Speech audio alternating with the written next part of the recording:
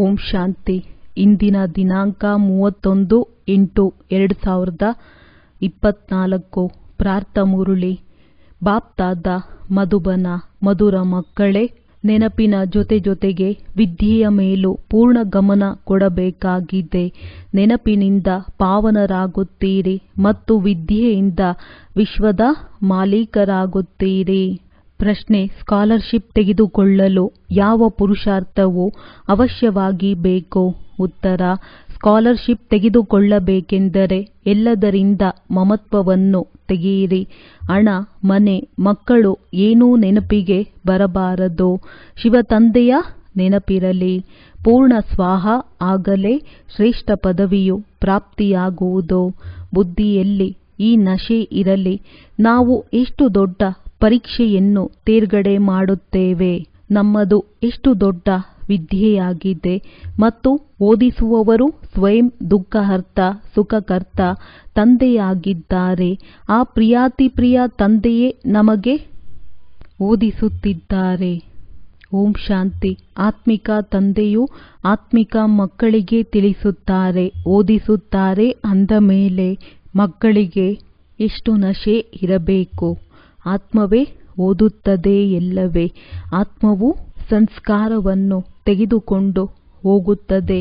ಶರೀರವಂತೂ ಬೂದಿಯಾಗಿ ಬಿಡುತ್ತದೆ. ಅಂದಾಗ ತಂದೆಯು ಮಕ್ಕಳಿಗೆ ಓದಿಸುತ್ತಾರೆ. ಆತ್ಮರು ತಿಳಿಯುತ್ತೀರಿ. ನಾವು ಓದುತ್ತೇವೆ, ಯೋಗವನ್ನು ಕಲಿಯುತ್ತೇವೆ. ತಂದೆಯು ಹೇಳಿದ್ದಾರೆ, ಮಕ್ಕಳೇ, ನೆನಪಿನಲ್ಲಿರಿ, ಆಗಲೇ ನಿಮ್ಮ ಪಾಪಗಳು ಸಮಾಪ್ತಿಯಾಗುತ್ತವೆ. ಪತಿತ ಪಾವನ ತಂದೆಯೊಬ್ಬರೇ ಆಗಿದ್ದಾರೆ. ಬ್ರಹ್ಮ, ವಿಷ್ಣು, ಶಂಕರನಿಗೆ ಪತಿತ ಪಾವನರೆಂದು ಹೇಳುವುದಿಲ್ಲ. ಲಕ್ಷ್ಮೀ ನಾರಾಯಣರಿಗೆ ಹೇಳುವರೆ? ಇಲ್ಲ. ಪತಿತ ಪಾವನನು ಒಬ್ಬರೇ ಆಗಿದ್ದಾರೆ. ಇಡೀ ಪ್ರಪಂಚವನ್ನು ಪಾವನವನ್ನಾಗಿ ಮಾಡುವವರು ಒಬ್ಬರೇ. ಅವರು ನಿಮ್ಮ ತಂದೆಯಾಗಿದ್ದಾರೆ. ಎಷ್ಟು ಪ್ರಿಯವಾದ ಬೇಅದ್ದಿನ ತಂದೆಯಾಗಿದ್ದಾರೆ ಎಂಬುದು ಮಕ್ಕಳಿಗೆ ಗೊತ್ತಿದೆ. ಅವರನ್ನೇ ಭಕ್ತಿಯಲ್ಲಿ ಬಾಬಾ ಬನ್ನಿ, ನಮ್ಮ ದುಃಖ ದೂರ ಮಾಡಿ, ಸುಖ ಕೊಡಿ ಎಂದು ಭಕ್ತಿ ಮಾರ್ಗದಲ್ಲಿ ನೆನಪು ಮಾಡುತ್ತಾ ಬಂದಿದ್ದೀರಿ. ಸೃಷ್ಟಿಯೂ ಅದೇ ಆಗಿದೆ. ಈ ಚಕ್ರದಲ್ಲಿ ಎಲ್ಲರೂ ಬರಲೇಬೇಕಾಗಿದೆ. 84 ಜನ್ಮಗಳ ಚಕ್ರವನ್ನು ತಂದೆಯು ತಿಳಿಸಿದ್ದಾರೆ. ಆತ್ಮವೇ ಸಂಸ್ಕಾರವನ್ನು ತೆಗೆದುಕೊಂಡು ಹೋಗುತ್ತದೆ. ಆತ್ಮಕ್ಕೆ ಗೊತ್ತಿದೆ, ಈ ಮೃತ್ಯು ಲೋಕದಿಂದ ಅಮರ ಲೋಕಕ್ಕೆ ಅಥವಾ ನರಕದಿಂದ ಸ್ವರ್ಗದಲ್ಲಿ ಹೋಗುವುದಕ್ಕಾಗಿ ನಾವು ಓದುತ್ತೇವೆ. ತಂದೆಯು ಬರುವುದೇ ನೀವು ಮಕ್ಕಳನ್ನು ಪುನಃ ವಿಶ್ವದ ಮಾಲೀಕರನ್ನಾಗಿ ಮಾಡಲು. ನೀವು ಎಷ್ಟು ದೊಡ್ಡ ಪರೀಕ್ಷೆಯನ್ನು ತೇರ್ಗಡೆ ಮಾಡುತ್ತಿದ್ದೀರಿ. ಅತಿ ದೊಡ್ಡ ತಂದೆಯು ಓದಿಸುತ್ತಿದ್ದಾರೆ. ಯಾವ ಸಮಯದಲ್ಲಿ ತಂದೆಯು ಕುಳಿತು ಓದಿಸುವರೋ ಆಗ ನಶೆ ಏರುತ್ತದೆ. ತಂದೆಯು ಬಹಳ ಜೋರಾಗಿ ನಶೆ ಏರಿಸುತ್ತಾರೆ. ತಂದೆಯು ಬರುವುದೇ ಅಮರ ಲೋಕಕ್ಕಾಗಿ, ಯೋಗ್ಯರನ್ನಾಗಿ ಮಾಡಲು. ಇಲ್ಲಂತೂ ಯಾರೂ ಯೋಗ್ಯರಿಲ್ಲ. ನೀವು ತಿಳಿದುಕೊಂಡಿದ್ದೀರಿ. ಮೊದಲು ನಾವು ಯೋಗ್ಯ ದೇವತೆಗಳ ಮುಂದೆ ಹೋಗಿ ತಲೆ ಬಾಗುತ್ತಿದ್ದೆವು. ಈಗ ತಂದೆಯು ನಮ್ಮನ್ನೇ ಇಡೀ ವಿಶ್ವದ ಮಾಲೀಕರನ್ನಾಗಿ ಮಾಡುತ್ತಾರೆ. ಅಂದ ಮೇಲೆ ಆ ನಶೆ ಏರಿರಬೇಕು. ಇಲ್ಲಿ ನಶೆಯೇರಿ ಹೊರಗಡೆ ಹೋಗುತ್ತಿದ್ದಂತೆಯೇ ಅದು ಇಳಿದು ಬಿಡುವುದಲ್ಲ. ಬಾಬಾ, ನಾವು ನಿಮ್ಮನ್ನು ಮರೆತು ಹೋಗುತ್ತೇವೆ. ತಾವು ಪತಿತ ಪ್ರಪಂಚದಲ್ಲಿ ಪತಿತ ಶರೀರದಲ್ಲಿ ಬಂದು ನಮಗೆ ಓದಿಸುತ್ತೀರಿ, ವಿಶ್ವದ ಮಾಲೀಕರನ್ನಾಗಿ ಮಾಡುತ್ತೀರಿ ಎಂದು ಮಕ್ಕಳು ಹೇಳುತ್ತಾರೆ. ನೀವು ಮಕ್ಕಳು ವಿಶ್ವದ ರಾಜ್ಯಭಾಗ್ಯದ ಬಹಳ ದೊಡ್ಡ ಲಾಟರಿಯನ್ನು ಪಡೆಯುತ್ತೀರಿ. ಆದರೆ ನೀವು ಗುಪ್ತವಾಗಿದ್ದೀರಿ. ಇಂತಹ ಶ್ರೇಷ್ಠ ವಿದ್ಯೆಯ ಮೇಲೆ ಚೆನ್ನಾಗಿ ಗಮನ ಕೊಡಬೇಕಲ್ಲವೇ? ಕೇವಲ ನೆನಪಿನ ಯಾತ್ರೆಯಿಂದ ಕೆಲಸ ನಡೆಯುವುದಿಲ್ಲ. ವಿದ್ಯೆಯು ಅತಿ ಅವಶ್ಯಕವಾಗಿದೆ. 84 ಜನ್ಮಗಳ ಚಕ್ರವನ್ನು ಹೇಗೆ ಸುತ್ತುತ್ತೇವೆ ಎಂಬುದು ಬುದ್ಧಿಯಲ್ಲಿ ಬರಬೇಕು. ನೀವು ತಿಳಿದುಕೊಂಡಿದ್ದೀರಿ. ತಂದೆಯು ಬಹಳ ಜೋರಾಗಿ ನಶೆ ಏರಿಸುತ್ತಾರೆ. ನಿಮ್ಮಂತಹ ದೊಡ್ಡ ವ್ಯಕ್ತಿಗಳು ಯಾರೂ ಆಗಲು ಸಾಧ್ಯವಿಲ್ಲ. ನೀವು ಮನುಷ್ಯರಿಂದ ದೇವತೆಗಳಾಗಿ ಬಿಡುತ್ತೀರಿ. ನಿಮ್ಮ ವಿನಃ ಯಾರಾದರೂ ವಿಶ್ವದ ಮಾಲೀಕರಾಗಿದ್ದಾರೆಯೇ? ಕ್ರಿಶ್ಚಿಯನ್ನರು ವಿಶ್ವದ ಮಾಲೀಕರಾಗಬೇಕೆಂದು ಪರಿಶ್ರಮ ಪಟ್ಟರು. ಆದರೆ ನಿಮ್ಮ ವಿನಃ ಮತ್ಯಾರೂ ವಿಶ್ವದ ಮಾಲೀಕರಾಗುವುದು ಕಾಯಿದೆ ಇಲ್ಲ. ಆ ರೀತಿ ಮಾಡುವುದಕ್ಕಾಗಿ ತಂದೆಯೇ ಬೇಕು, ಮತ್ಯಾರಿಗೂ ಶಕ್ತಿ ಇಲ್ಲ. ಅಂದ ಮೇಲೆ ನೀವು ಮಕ್ಕಳಿಗೆ ಬುದ್ಧಿಯು ಬಹಳ ಚೆನ್ನಾಗಿರಬೇಕು. ತಂದೆಯು ಜ್ಞಾನಾಮೃತದ ಡೋಸ್ ಕೊಡುತ್ತಾ ಇರುತ್ತಾರೆ. ನಾವು ತಂದೆಯನ್ನು ಬಹಳ ನೆನಪು ಮಾಡುತ್ತೇವೆ ಎಂದು ಕೇವಲ ಇದರಲ್ಲಿಯೇ ನಿಂತು ಬಿಡಬೇಡಿ. ನೆನಪಿನಿಂದಲೇ ಪಾವನರಾಗುತ್ತೀರಿ. ಆದರೆ ಪದವಿಯನ್ನು ಪಡೆಯಬೇಕಾಗಿದೆ. ಪೆಟ್ಟು ತಿಂದಾದರೂ ಎಲ್ಲರೂ ಪಾವನರಾಗಲೇಬೇಕಾಗಿದೆ. ಆದರೆ ತಂದೆಯು ಬಂದಿರುವುದು ವಿಶ್ವದ ಮಾಲೀಕರನ್ನಾಗಿ ಮಾಡಲು. ಎಲ್ಲರೂ ಶಾಂತಿಧಾಮಕ್ಕೆ ಹೋಗುತ್ತಾರೆ. ಹೋಗಿ ಅಲ್ಲಿ ಕುಳಿತು ಬಿಡುವುದೇ. ಅಂಥವರೇನು ಪ್ರಯೋಜನಕ್ಕಿಲ್ಲ. ಯಾರು ಮತ್ತೆ ಬಂದು ಸ್ವರ್ಗದಲ್ಲಿ ಬಂದು ರಾಜ್ಯಭಾರ ಮಾಡುವರೋ ಅವರೇ ಪ್ರಯೋಜನಕ್ಕೆ ಬರುವರು. ನೀವಿಲ್ಲಿ ಬಂದಿರುವುದೇ ಸ್ವರ್ಗದ ರಾಜ್ಯಭಾಗ್ಯವನ್ನು ತೆಗೆದುಕೊಳ್ಳಲು. ನಿಮಗೆ ರಾಜ್ಯಭಾಗ್ಯವಿತ್ತು, ನಂತರ ಮಾಯೆಯು ಕಸಿದುಕೊಂಡಿತ್ತು. ಈಗ ಪುನಃ ಮಾಯಾ ರಾವಣನ ಮೇಲೆ ಜಯ ಗಳಿಸಬೇಕಾಗಿದೆ. ನೀವೇ ವಿಶ್ವದ ಮಾಲೀಕರಾಗಬೇಕಾಗಿದೆ. ಈಗ ನಿಮಗೆ ರಾವಣನ ಮೇಲೆ ವಿಜಯವನ್ನು ಪ್ರಾಪ್ತಿ ಮಾಡಿಸುತ್ತೇನೆ. ಏಕೆಂದರೆ ನೀವು ರಾವಣ ರಾಜ್ಯದಲ್ಲಿ ವಿಕಾರಿಯಾಗಿ ಬಿಟ್ಟಿದ್ದೀರಿ. ಆದ್ದರಿಂದ ಮನುಷ್ಯನನ್ನು ಕೋತಿಗೆ ಹೋಲಿಸಲಾಗಿದೆ. ಕೋತಿಯಲ್ಲಿ ಹೆಚ್ಚು ವಿಕಾರಗಳಿರುತ್ತವೆ. ದೇವತೆಗಳು ಸಂಪೂರ್ಣ ನಿರ್ವಿಕಾರಿಗಳಾಗಿದ್ದರು. ಈ ದೇವತೆಗಳೇ 84 ಜನ್ಮಗಳ ನಂತರ ಪತಿತರಾಗಿದ್ದಾರೆ. ತಂದೆಯು ತಿಳಿಸುತ್ತಾರೆ, ನಿಮ್ಮ ಕೈಯಲ್ಲಿ ಯಾವ ಹಣ, ಮನೆ, ಮಕ್ಕಳು, ಶರೀರ ಇತ್ಯಾದಿಗಳಿವೆಯೋ ಎಲ್ಲದರಿಂದ ಮಮತ್ವವನ್ನು ತೆಗೆಯಬೇಕಾಗಿದೆ. ಸಾಹುಕಾರರಂತೂ ಹಣದ ಹಿಂದೆ ಸಾಯುತ್ತಾರೆ. ಮುಷ್ಟಿಯಲ್ಲಿ ಹಣವಿದೆ, ಅದನ್ನು ಬಿಡಲಾಗುವುದಿಲ್ಲ. ರಾವಣನ ಜೈಲಿನಲ್ಲಿಯೇ ಬಿದ್ದಿರುತ್ತಾರೆ. ಕೋಟಿಯಲ್ಲಿ ಕೆಲವರು ಮಾತ್ರವೇ ಎಲ್ಲ ಪದಾರ್ಥಗಳಿಂದ ಮಮತ್ವವನ್ನು ತೆಗೆದು ಮಂಗನಿಂದ ದೇವತೆಯಾಗುತ್ತಾರೆ. ಯಾರೆಲ್ಲ ಸಾಹುಕಾರರು ದೊಡ್ಡ ದೊಡ್ಡ ಲಕ್ಷಾಧೀಶ್ವರರಿದ್ದಾರೆಯೋ ಅವರಿಗೆ ಮುಷ್ಟಿಯಲ್ಲಿ ಹಿಡಿದುಕೊಂಡಿರುವ ಹಣದಲ್ಲಿಯೇ ಪ್ರಾಣವಿದೆ. ಇಡೀ ದಿನ ಮೆಹಲು, ಮಹಡಿ, ಮಕ್ಕಳು ಇತ್ಯಾದಿಗಳೇ ನೆನಪಿಗೆ ಬರುತ್ತಿರುತ್ತವೆ. ಅದರ ನೆನಪಿನಲ್ಲಿಯೇ ಶರೀರ ಬಿಡುತ್ತಾರೆ. ತಂದೆಯು ಹೇಳುತ್ತಾರೆ, ಮಕ್ಕಳೇ, ಅಂತಿಮದಲ್ಲಿ ಯಾವುದೇ ಪದಾರ್ಥಗಳು ನೆನಪಿಗೆ ಬರಬಾರದು. ಕೇವಲ ನನ್ನೊಬ್ಬನನ್ನೇ ನೆನಪು ಮಾಡಿರಿ. ಆಗ ಜನ್ಮ ಜನ್ಮಾಂತರದ ಪಾಪವು ನಾಶವಾಗುವುದು. ಸಾಹುಕಾರರ ಹಣವೆಲ್ಲವೂ ಮಣ್ಣು ಪಾಲಾಗಲಿದೆ.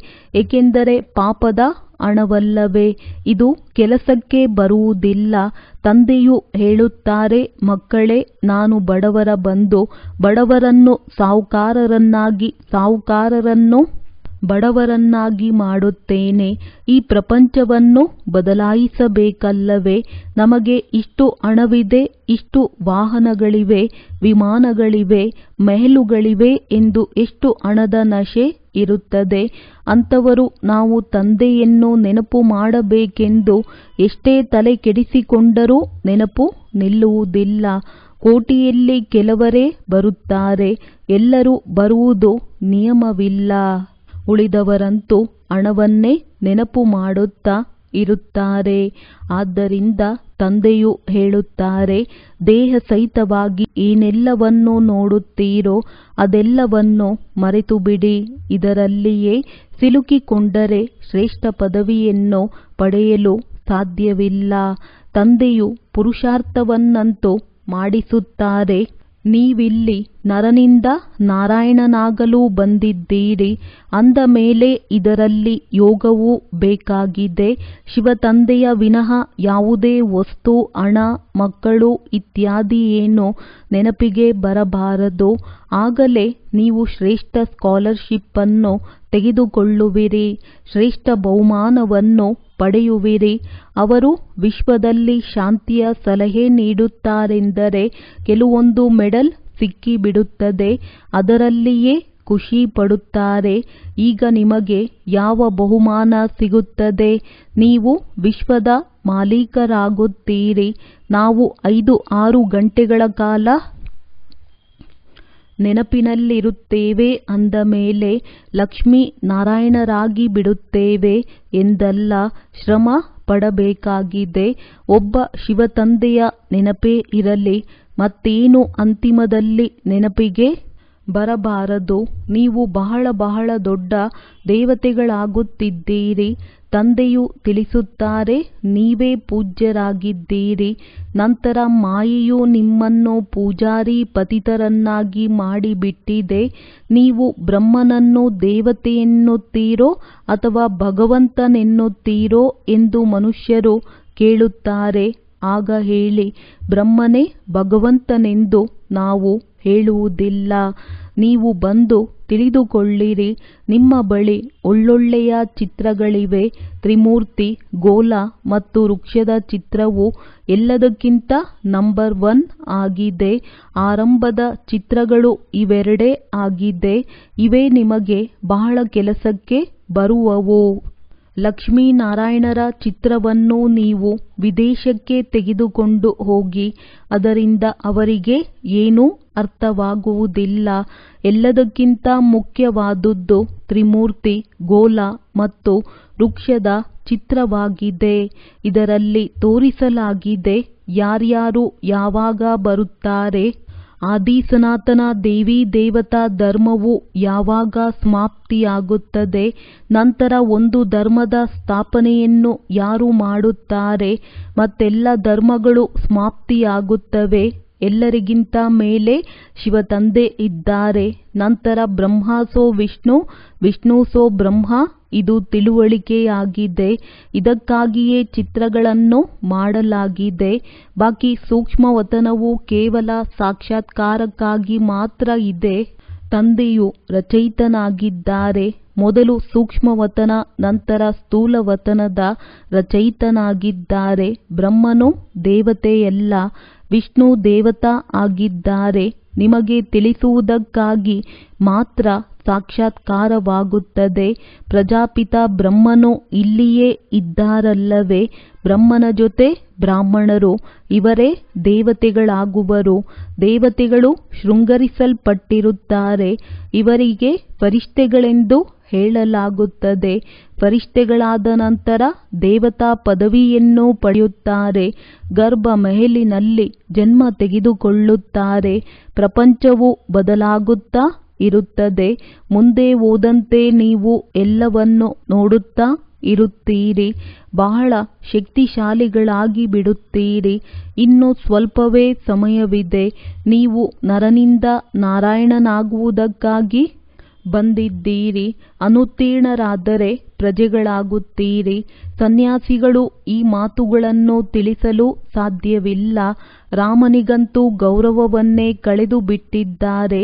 ರಾಮ ರಾಜ, ರಾಮ ಪ್ರಜಾ ಎಂದು ಆಡುತ್ತಾರೆಂದರೆ ಅಲ್ಲಿ ಇಂತಹ ಅಧರ್ಮದ ಮಾತಿರಲು ಹೇಗೆ ಸಾಧ್ಯ? ಇವೆಲ್ಲ ಭಕ್ತಿ ಮಾರ್ಗದ ಮಾತುಗಳಾಗಿವೆ. ಆದ್ದರಿಂದ ಸುಳ್ಳು ಮಾಯೆ, ಸುಳ್ಳು ಕಾಯವೆಂದು ಗಾಯನವಿದೆ.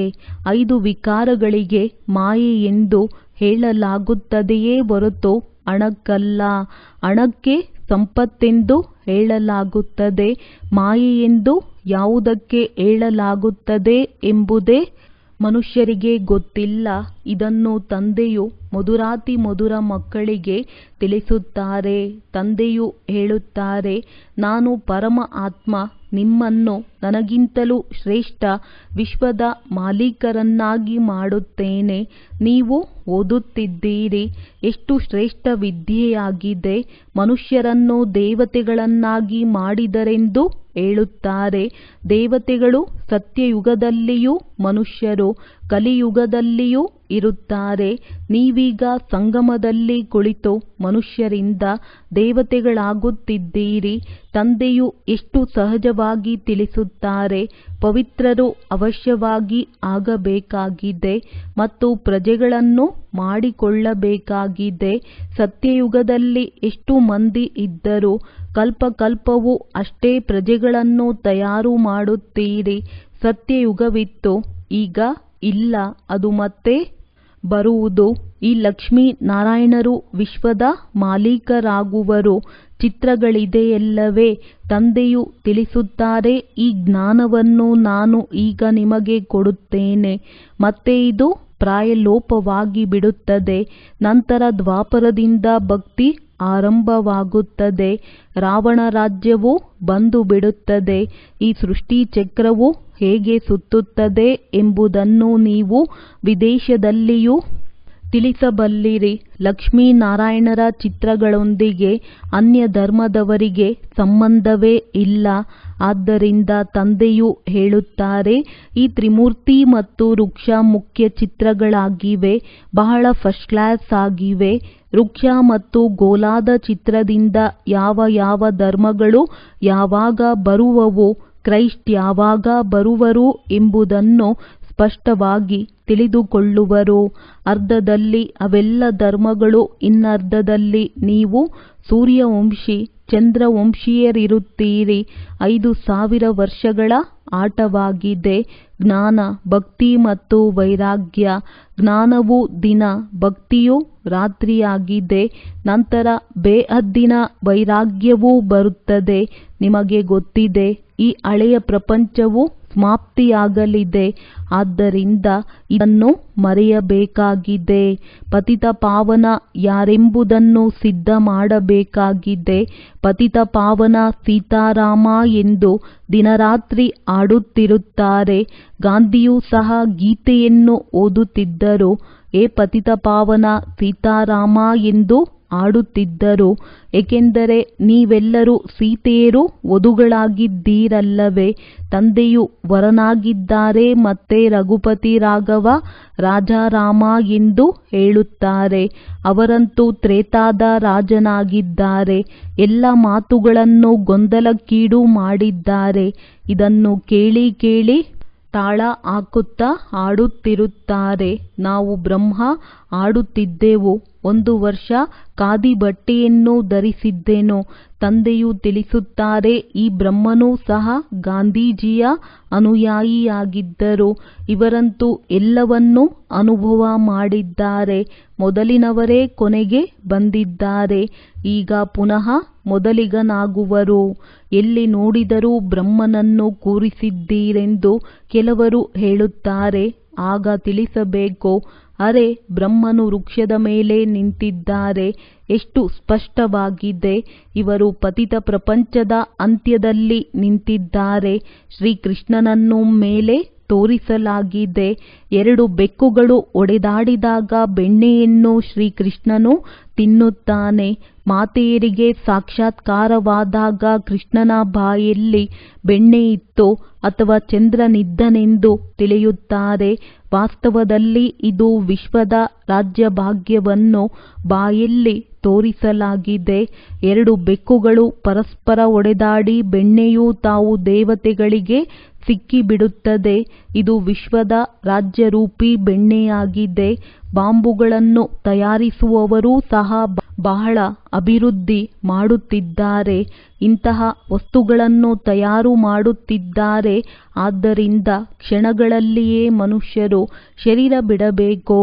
ಚೀರಾಡುತ್ತಿರುವಂತೆ ಆಗಬಾರದು. ಹೇಗೆ ಹಿರೋಶಿಮಾದಲ್ಲಿ ಇಲ್ಲಿಯವರೆಗೂ ರೋಗಿಗಳಾಗಿಯೇ ಇದ್ದಾರೆ.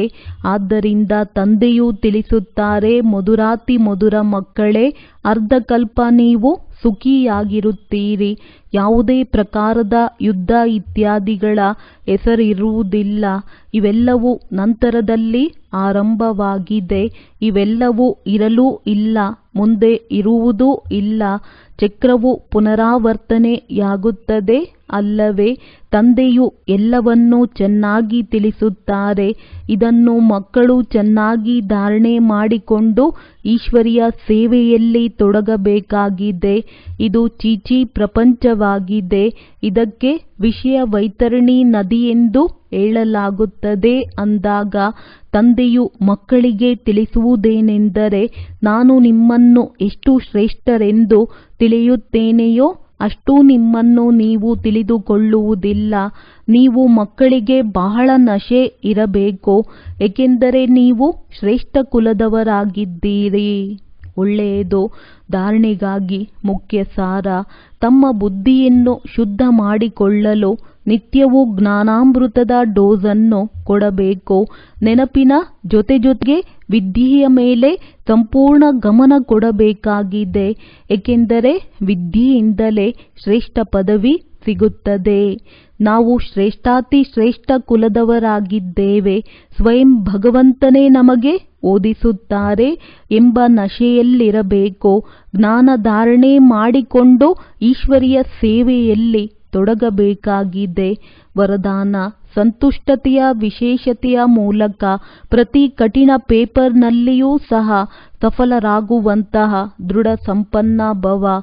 ಸಂತುಷ್ಟತೆ ಬ್ರಾಹ್ಮಣರ ವಿಶೇಷ ಲಕ್ಷಣವಾಗಿದೆ. ಯಾವ ಪಾತ್ರ ಸಿಕ್ಕಿದೆ ಅದರಲ್ಲಿ ಸಂತುಷ್ಟರಾಗಿರುವುದೇ ಮುಂದುವರಿಯುವುದಾಗಿದೆ. ಏನೇ ಏರುಪೇರಾಗಲಿ, ಯಾರೇ ಅಪಮಾನ ಮಾಡಲಿ, ಆದರೆ ದಾತನ ಮಕ್ಕಳು ಎಂದೂ ಯಾವ ಮಾತಿನಲ್ಲಿ ಸಂತುಷ್ಟರಾಗಲು ಸಾಧ್ಯವಿಲ್ಲ. ಅವರು ಸ್ವಯಂನಿಂದ ಸಂತುಷ್ಟ ಮತ್ತು ಅನ್ಯರಿಂದಲೂ ಸಂತುಷ್ಟರಾಗುತ್ತಾರೆ. ಇದಕ್ಕಾಗಿ ದೃಢ ಸಂಪನ್ನ ಸಂಕಲ್ಪ ಮಾಡಿ, ಎಷ್ಟೇ ಕಠಿಣ ಪೇಪರ್ ಬರಲಿ, ಆದರೆ ನಾನು ಸಂತುಷ್ಟರಾಗಿ ಇರಲೇಬೇಕು, ಆಗ ಸಫಲರಾಗುತ್ತೀರಿ. ಸ್ಲೋಗನ್: ಯಾರ ಹೃದಯದಲ್ಲಿ ಸದಾ ಖುಷಿಯ ಸೂರ್ಯ ಉದಯವಾಗುತ್ತದೆ ಅವರೇ ಖುಷಿಯ ಅದೃಷ್ಟಶಾಲಿಯಾಗಿದ್ದಾರೆ. ಒಳ್ಳೆಯದು. ಓಂ ಶಾಂತಿ.